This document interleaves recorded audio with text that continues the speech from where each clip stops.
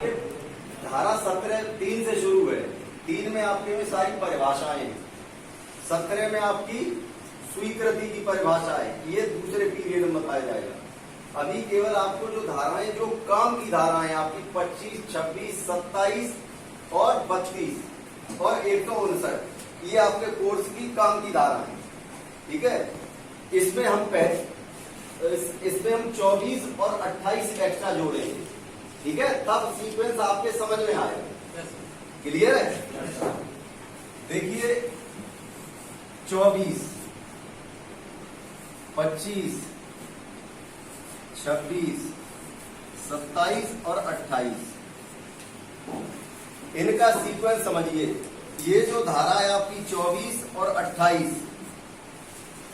आप एक बार इसको दिमाग में रख लें, केवल यही कंसंट्रेट करें। आपको जीवन में कभी आपके ये अनकॉन्शियस माइंड में चला जाएगा, आपको पढ़ने की जरूरत ही नहीं पड़ेगी।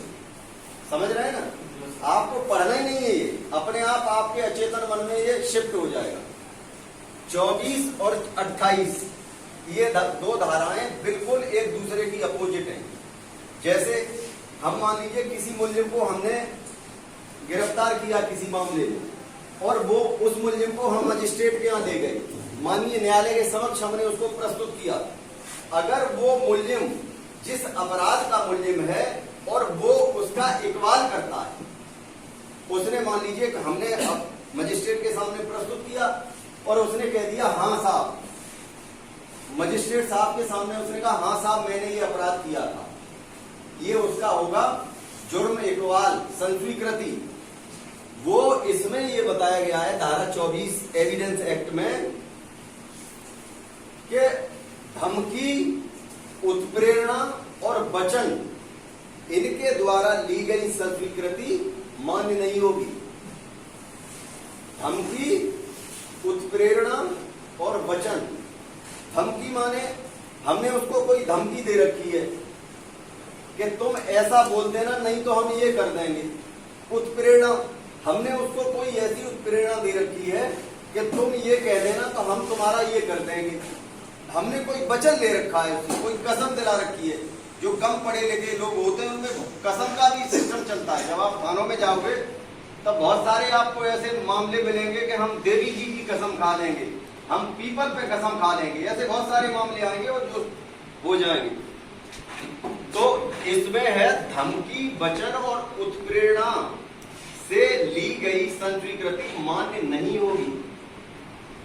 और 28 में है धमकी, वचन और उत्प्रेरणा का प्रभाव खत्म हो जाने के बाद संस्वीकृति जो की जाएगी वो मान्य होगी। क्लियर? धमकी, वचन और उत्प्रेरणा से प्रभावित संस्वीकृति धारा 24 में मान्य नहीं होगी, ग्राह्य नहीं होगी, सुसंगत नहीं होगी। और वही अगर इसका प्रभाव खत्म हो जाए तो धारा 28 में मान्य हो जाएगी। 24 और 28 क्लियर हो गई? क्लियर? भूलोगे तो नहीं? किसी का अगर कोई वो हो तो अभी पूछ सकता है, कोई संशय हो। प्रभाव खत्म हो जाने का मतलब, एक छोटा सा इसमें एक कहानी ऐड करता हूं। एक मुलजिम जिसने अपनी गर्लफ्रेंड की हत्या कर दी थी, उसने गला काट दिया था उसका। जब हमने उसे पकड़ा तो उसने जुर्म इकबाल कर लिया, उसने बता दिया कि हाँ साहब मैंने मारा है उसे। हमने उसे बताया, हमने जैसे तुमने हमें बताया है ऐसे ही मजिस्ट्रेट साहब के सामने अपना बताना जो तुमने किया है। वो गया सीजेएम साहब के सामने हमने प्रस्तुत किया, तो उस सीजेएम साहब ने कहा कि तुमने ये हत्या तुमने की है? बोले हाँ साहब हमने की है। बोले क्यों? तो उसने जो कारण था वो कारण बता दिया सीजेएम साहब, इसलिए साहब मैंने उसकी हत्या कर दी। सीजेएम साहब ने जो हमने 164 का बयान के लिए एक एप्लीकेशन लिखी थी, जब कोई मुलजिम धारा 161 सीआरपीसी के तहत जब आईओ उसका बयान नोट करता है और वो उसका जुर्म इकबाल कर लेता है, तो आईओ एक 164 की रिपोर्ट मजिस्ट्रेट को देता है कि 164 के अंतर्गत मजिस्ट्रेट साहब उसके बयान नोट कर लें। तो जो हमने रिपोर्ट दी थी सीजेएम साहब को, उस पर सीजेएम साहब ने लिखा अभियुक्त अभी पुलिस के प्रभाव में है, माने धारा 24 अभियुक्त अभी पुलिस के प्रभाव में है, अतः अभी बयान अंकित करना उचित नहीं है। अग्रिम तिथि पर बयान अंकित किया जाएगा। उन्होंने किस धारा का उपयोग किया सीजीएम साहब ने? 24 का। अब अग्रिम तिथि उसकी 14 दिन बाद पड़ेगी, 14 दिन बाद वो फिर आएगा कोर्ट में, तब अगर वो वही बात कहता है तो धारा 28 प्रभावी हो जाएगी। फिर उस पर जो धमकी, वचन और उत्पीड़न का जो प्रभाव था वो खत्म हो गया है। अब ये जो दे रहा है, अब अपने सही दिमाग से ये बयान दे रहा है। क्लियर हुआ? क्लियर है? अब मौका नहीं मिलेगा इसके बाद। जिसका जो सवाल जरा सी भी क्वेरी कर सकता है। 14 दिन की वो हिरासत में क्यों रहेगा? 14 दिन न्यायिक अभिरक्षा में रहता है। न्यायिक हिरासत में मजिस्ट्रेट साहब जो वारंट बना देते हैं, हम उसको मजिस्ट्रेट के सामने प्रस्तुत करेंगे, वो उसका वारंट बना देंगे, वो चला जाएगा जेल। जो जेल में होते हैं वो न्यायिक अभिरक्षा में माने जाते हैं। माननीय, अगर उस मुलजिम से जेल में रहते हुए हमें मुलाकात करनी है तो हम कोर्ट से अनुमति लेते हैं। आपको पता है ये बात कि नहीं?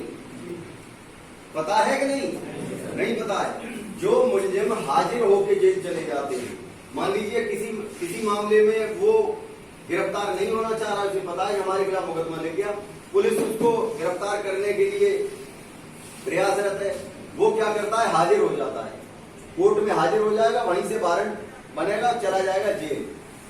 जब हाजिर होगा तो कोर्ट में पैरोकार वो लेके आएगा, हाजिरी रोककार, पता लग जाएगा कि इस मुकदमे का मुलजिम हाजिर होकर जेल चला गया है। तो क्या करेंगे? पहले जाएंगे कोर्ट और लिखेंगे कि अभियुक्त मुकदमा अपराध संज्ञा फला से संबंधित अभियुक्त दिनांक फला को माननीय न्यायालय के समक्ष उपस्थित होकर न्यायिक अभिरक्षा में जिला जेल में निरुद्ध है, उसका बयान अंकित करना है अतः अनुमति देने की कृपा करें। मजिस्ट्रेट से अनुमति लेते हैं, वो करते हैं परमिटेड, उसके बाद जेल जाते हैं विवेचक, तब उसको अनुमति दिखाते हैं जेल में, फिर उस मुलजिम को बुलाते हैं, उसके बाद मुलजिम आता है तब उसका बयान लेते हैं। क्लियर? मजिस्ट्रेट के सामने बयान दे अपराधी, उससे तो मालूम होगा ना? हाँ, मजिस्ट्रेट के सामने बयान दे अपना, मतलब न्यायालय में जरूरी उसको देगा कि नहीं? हम समझे नहीं क्या पूछ रहे हैं। मजिस्ट्रेट के सामने बयान दे दिया अपराधी, हाँ, मैंने मतलब कि अपराध किया है, हाँ, तो न्यायालय में भी देता सर उसको? हाँ, न्यायालय में बताया तो अगर आप पहले ले जा रहे हैं और न्यायालय को ये संतुष्ट हो गया है न्यायालय के इस पर धमकी और वचन उत्पीड़न का कोई प्रभाव नहीं है, तो न्यायालय उसका बयान लिख लेगा 28 के तहत। अगर उसको ये लग रहा है कि धमकी, वचन और उत्पीड़न का प्रभाव इस पे है तो वो नहीं लिखेगा। ये इसके तहत 24 के। क्लियर? 24-28 क्लियर? अब धारा आई 25 पुलिस के समक्ष की गई कोई दिया गया बयान, कोई की गई संस्कृति न्यायालय में मान्य नहीं। कुछ भी कहे मुलजिम चाहे आप जो शातिर अभियुक्त होते हैं, वो जैसे ही पुलिस पकड़ती है उनसे कि तुमने ये काम किया, बोले हाँ साहब किया, हाँ साहब किया, ये भी किया, हाँ साहब किया, वो कहते रहते हैं। वो जानते हैं, जो शातिर होते हैं वो ही जानते हैं, जो नए होते हैं वो नहीं जानते। शातिर होते हैं वो धारा 25 जानते हैं, कहते से चाहे जो कह दें, कोर्ट में वो एडमिशेबल नहीं है। तो वो शातिर जो होते हैं वो जानते हैं, तो इसलिए वो कह देते हैं कि पुलिस के समक्ष दी गई गवाही वहां मान्य नहीं होगी। अब है यही सेम है, ये तीनों लगभग एक जैसी है। ठीक है भाई? 25 में तो कतई मान्य नहीं है पुलिस के समक्ष की गई संस्वीकृति। 26 में पुलिस की अभिरक्षा में रहते हुए अगर मजिस्ट्रेट उपस्थित है तो वो गवाही मान्य है। क्लियर हुआ कि नहीं? समझिए, अभी क्लियर नहीं हुआ। आधे लोग वैसे ही गर्दन हिला रहे हैं, मतलब फॉर्मेलिटी। हमारे पास है अभियुक्त, अभी हमने उससे पूछा कि तुमने ये चोरी की? उसने कहा हाँ साहब मैंने चोरी की। ये कोर्ट में मान्य नहीं। अब हम इसको लेके चले गए कोर्ट। अब कोर्ट में हमने प्रस्तुत किया मजिस्ट्रेट साहब के सामने इसको, तो वो अभिरक्षा में तो हमारी ही है। हम वहां से चले थाने से लेके कोर्ट के लिए, हम पूरे रास्ते उससे पूछते गए। मान लीजिए 10 किलोमीटर कोर्ट पड़ रहा है, हम 10 किलोमीटर उससे पूछते गए। वो कहता गया हाँ साहब मैंने चोरी की, हाँ साहब मैंने चोरी की, क्योंकि वो हमारी अभिरक्षा में है, मान्य नहीं है। अब चले गए कोर्ट में, कोर्ट में हमने मजिस्ट्रेट साहब के सामने खड़ा कर दिया। जिन लोगों ने कोर्ट कैंपस देखा होगा, वो एक किनारे में एक कटघरा जैसा बना रहता है जहां लोग खड़े करे जाते हैं आरोपी वगैरह, तो वो है। और वहां बाहर जो गेट बना होता है वहां सिपाही खड़े रहते हैं। अभिरक्षा किसकी है? पुलिस की। वो तब भी पुलिस की ही अभिरक्षा में है, लेकिन साक्षात उपस्थिति किसकी है? मजिस्ट्रेट की। पुलिस की अभिरक्षा में रहते हुए भी यदि वो मजिस्ट्रेट की उपस्थिति में बयान करता है तो वो मान्य होगा। क्लियर? 25-26 क्लियर हुआ? अभी अब बीच बीच में आपसे पूछा जाएगा और नहीं बता पाओगे तो फिर वही होगा जो उधर हो रहा है, समझ रहे हो? उसका नाम नंबर सीधा प्रभारी को प्रेषित कर दिया जाएगा, वो अपना देखें अपने हिसाब से। तो हाँ,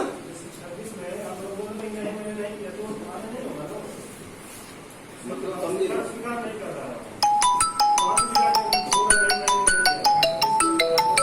वो तो कहते ही नहीं कि मैंने नहीं किया, वो यही कहते हैं कि मैंने नहीं किया। अगर वो ये कह भी देते हैं कि मैंने किया है, तो अगर मजिस्ट्रेट के सामने कहते हैं कि मैंने किया है तो एक ये सुसंगत साक्ष्य हो जाएगा। अगर वो नहीं कहते हैं कि मैंने नहीं किया है तो हमारा काम है ना कि हम उसके खिलाफ गवाही और जो साक्ष्य है उसके खिलाफ हम प्रस्तुत करें कि इसने चोरी की है, ये सीसीटीवी फुटेज है, ये मौके से इसका आधार कार्ड मिला है, ये इसके फिंगरप्रिंट मिले, ये फुटप्रिंट मिले, ये हम तय करेंगे ना। मुझे तो यही कहते हैं कि हमने नहीं किया।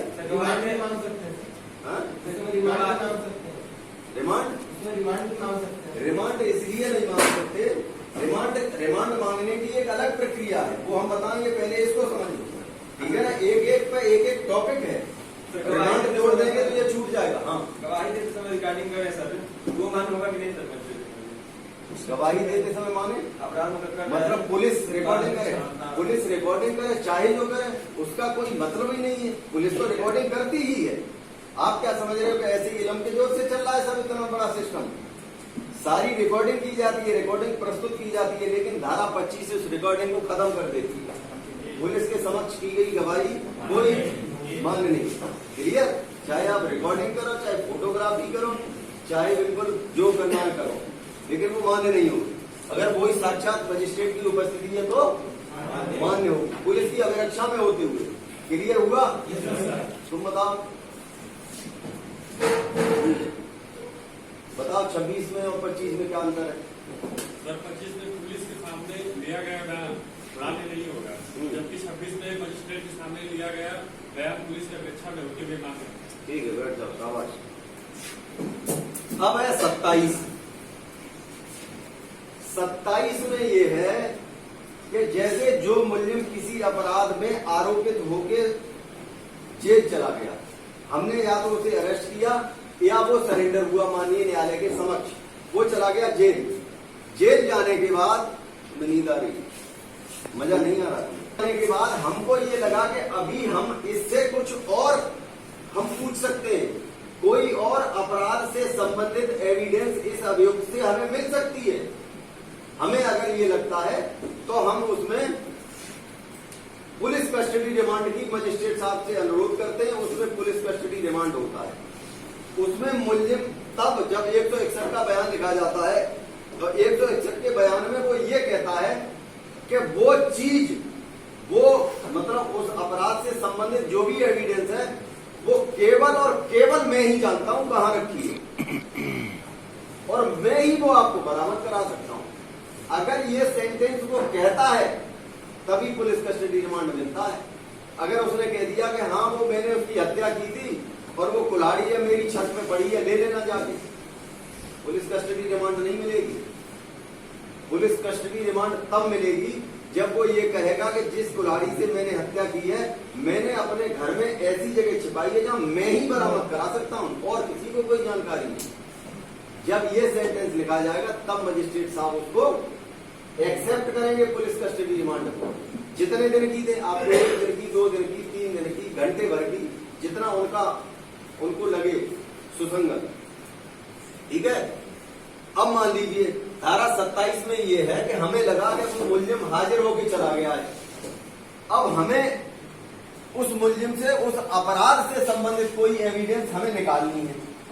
हमने पुलिस कस्टडी रिमांड के लिए मजिस्ट्रेट साहब से अनुरोध किया, उन्होंने एक्सेप्ट कर लिया। हम मुलजिम को लेके आए और वो उसने जो कहा था कि जिस कुल्हाड़ी से मैंने हत्या की है वो मेरी छत पर पड़ी है, हम उसको लेके आएंगे और उसको लेके जाएंगे और वीडियोग्राफी चलेगी साथ साथ।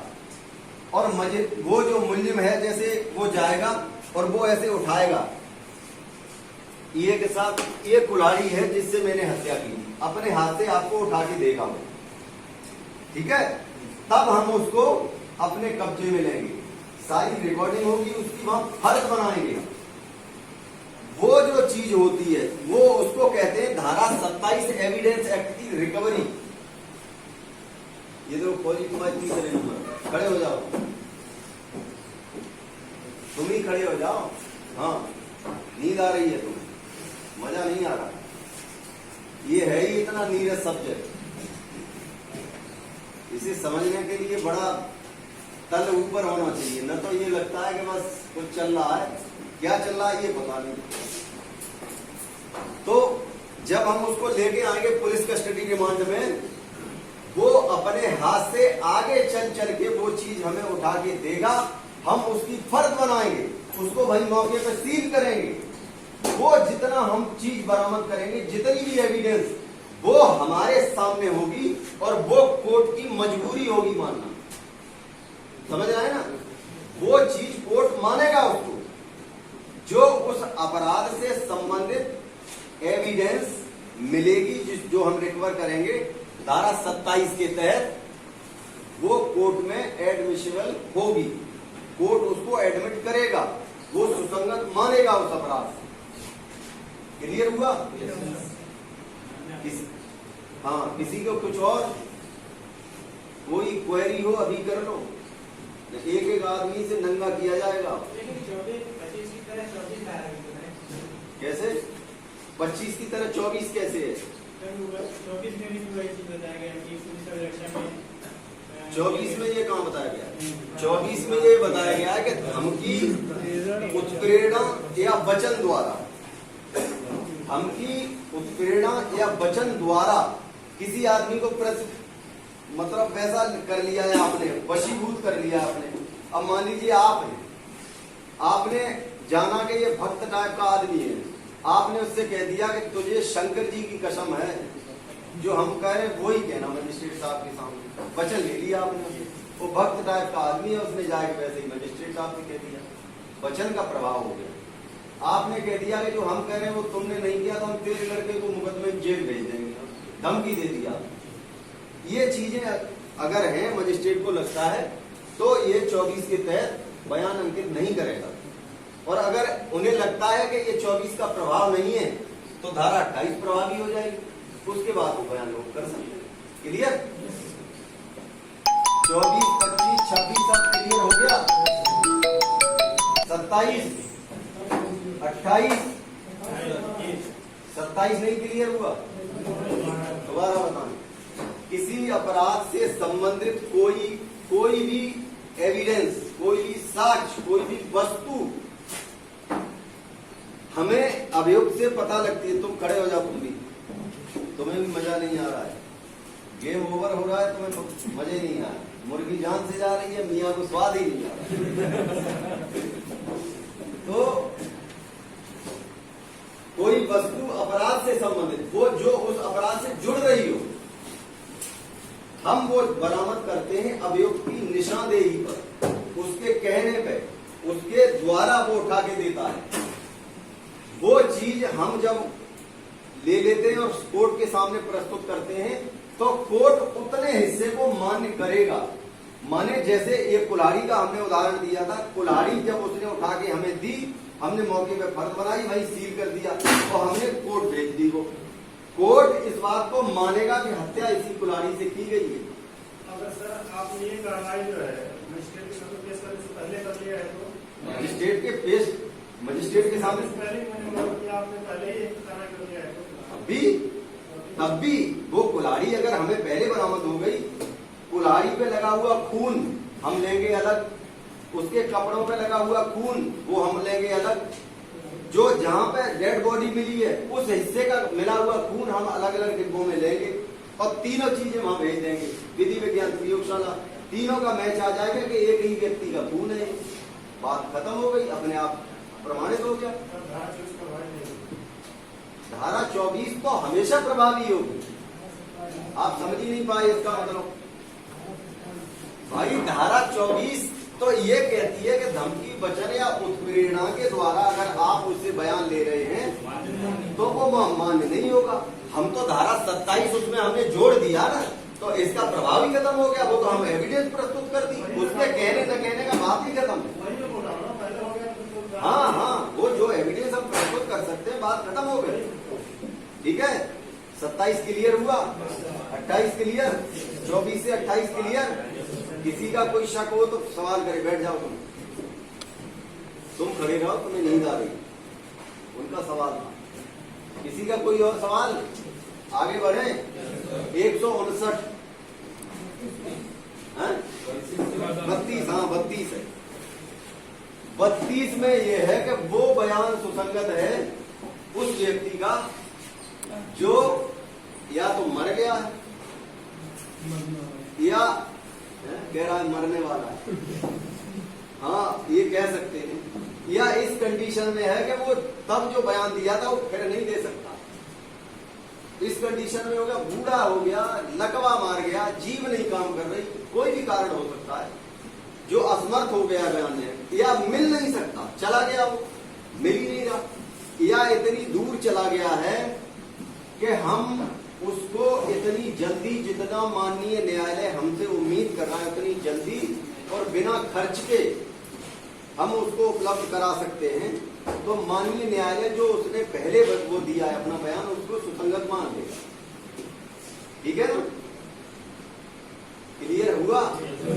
जो बयान उसने पहले दिया, मान लीजिए 161 में दिया उसने, FIR लिखाई है, अब वो FIR लिखाई उसने, उस समय वो ठीक ठाक था, फिर वो चला गया कहीं, या वो मर गया, तो जो FIR लिखाई गई है वो सुसंगत मान ली जाएगी, सुसंगत मानी जाएगी, कन्फर्म नहीं मानी जाएगी। ठीक है ना? उस सुसंगत का मतलब ये होता है कि उससे रिलेटेड हमें कुछ और भी एविडेंस मिल रही है तो वो चीज हम मान लेंगे।